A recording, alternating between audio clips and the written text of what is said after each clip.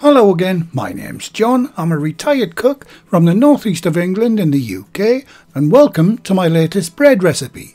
In this recipe I'll show you how to make this amazing loaf of bread using a Dutch oven. But unlike most of these cast iron pot recipes where you have to get the pot blistering hot before adding the dough, we'll be starting this recipe with a cold Dutch oven.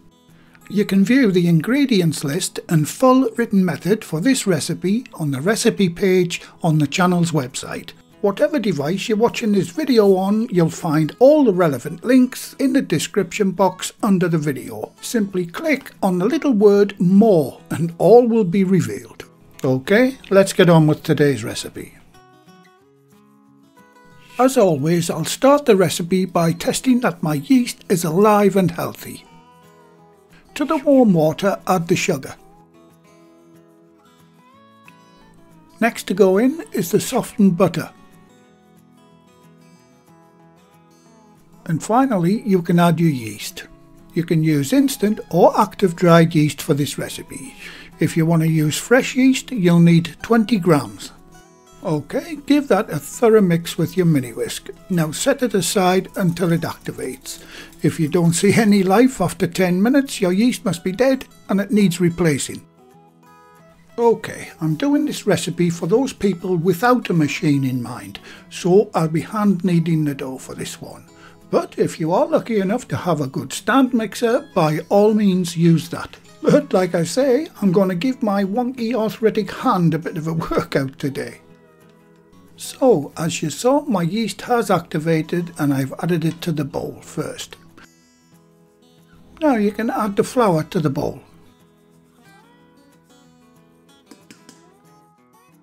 And the final ingredient to go in is the salt. Right, using my trusty wooden spoon handle, I'll roughly bring it all together.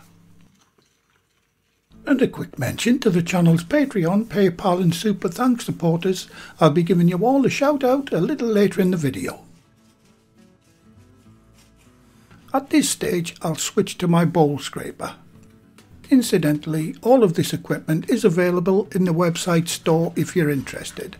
There'll be links for everything in the description box below the video. Just another way you can support the channel, guys. Okay, finish off bringing the dough together and continue scraping down the sides of the bowl as you go.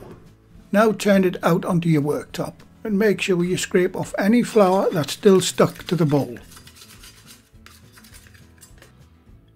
And as the bowl is now empty, prepare it with a thin coat of any neutral cooking oil. And that's just to prevent the dough from sticking after its first proof.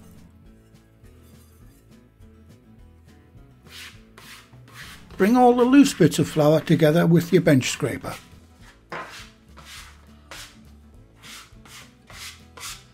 Now set your timer away for 10 minutes and start kneading. And if you're doing yours in a stand mixer, that has to be 10 minutes too.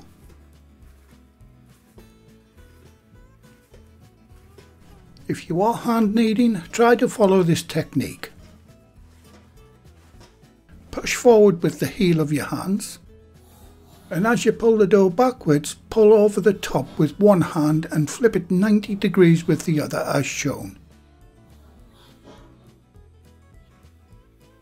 Just repeat that over and over for the full 10 minutes. It's dead easy once you get the rhythm going.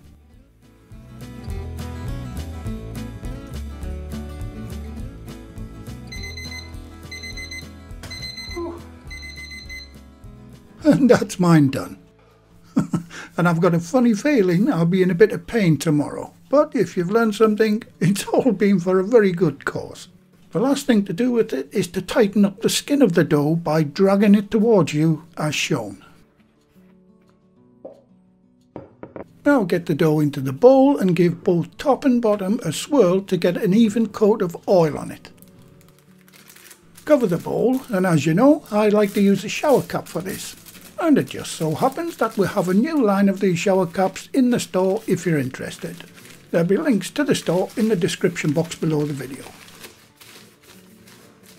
Now get the bowl into a nice warm spot. It's 26 Celsius in my kitchen today, so I'm just leaving mine here on the bench.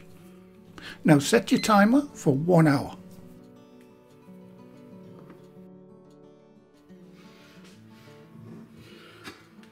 And this is the Dutch oven I'll be using in this video. If you don't have a Dutch oven, you can use a ceramic casserole dish like this one. Another good alternative is a glass casserole dish. As long as the vessel is oven proof, it has tapered sides and a good fitting lid, you can make bread in it. But like I said, I'm using this orange Dutch oven, so I'm giving my pot a good greasing with lard. But you can use a solid vegetable fat instead, that will be okay.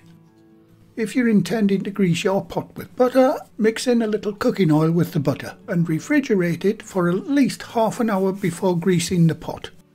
And if you wouldn't mind guys, if you found the video useful and enjoyable, can you give the video a like by hitting the thumbs up? It really helps the channel tremendously. Thank you. Okay, time's up on the first proof.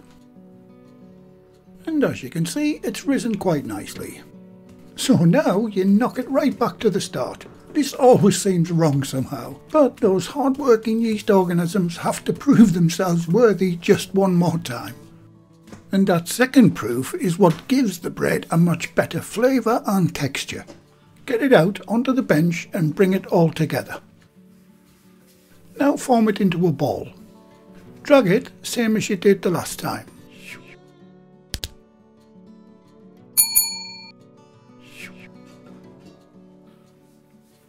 Now gently lift it into the centre of the pot.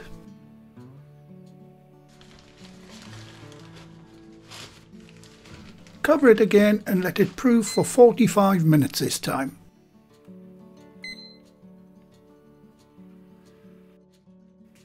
When there's only 5 minutes left on the proofing time, you need to preheat your oven to 210 degrees Celsius, that's 410 Fahrenheit, or gas mark 7. Okay, time's up on that second proof, and it's looking great. All I've got to do now is to score it. So get your baker's blade, or lame, or lamb, whatever you want to call it, and gently score a noughts and crosses or tic-tac-toe pattern on the top. And if your kitchen is as hot as mine is at the moment, and it's now knocking around 26 Celsius, that's 79 Fahrenheit, you'll have to go very gentle with the blade, as the dough is very soft. But just take your time with it, do a little at a time, it'll get there. Once scored, place the lid on and get it into the preheated oven. Now set your timer for 30 minutes.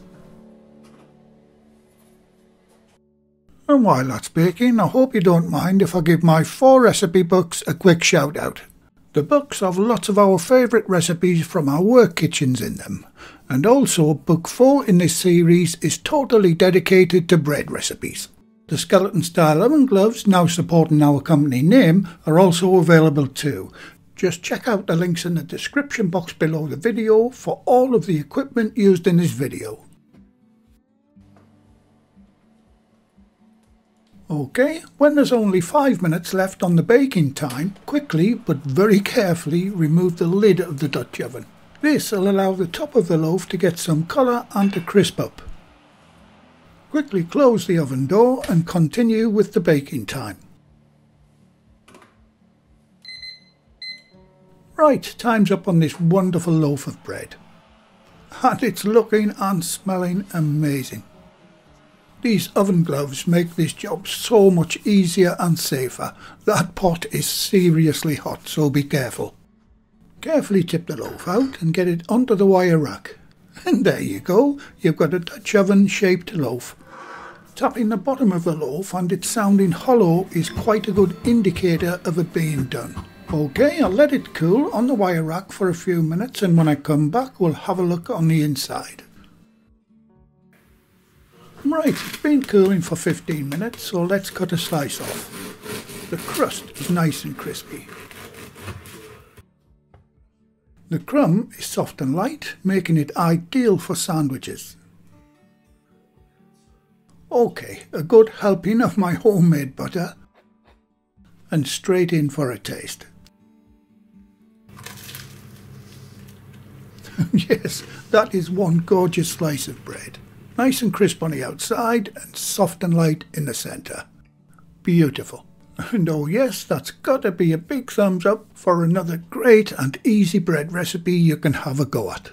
And as promised at the beginning of the video, here is the latest list of my Patreon, PayPal and Super Thank You button supporters.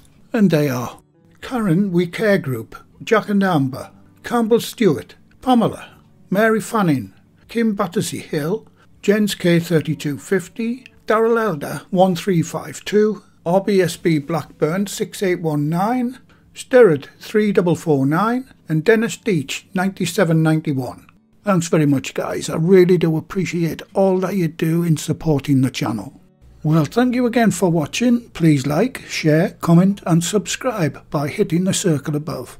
If you do subscribe, activate the bell icon next to the subscribe button on my channel page. And by doing that, you'll be automatically notified every time I upload a new video. And in the meantime, here's a few of my other videos and playlists that you may want to watch. So, until the next time, be safe in your kitchen and bye for now.